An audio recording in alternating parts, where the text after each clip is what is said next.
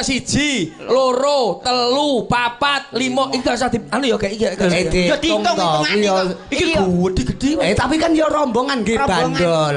Nggih bandol. Contoh kaya Mbak Yuku iki. Iki diwejaki tipis, wedake tipis wis ayu genah ketara mata. Oh ngono. Iki wedak tipis tok iki wis ketara mata ayu sebab kulit-kulitane putih, resik, mong elem. Iya, mergo bojoku. Lho iki bojomu to? Lha lah bojone sapa ra bojoku? Oh iya wis. Payunan sing wedok lho. Piye to, Pak?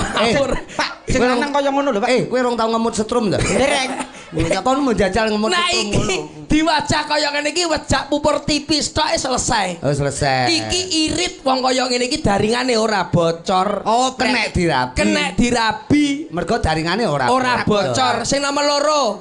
Lah wajah-wajah lak kaya ngene iki delon. Mripate lak blalak-blalak, Bos. Apik, lap.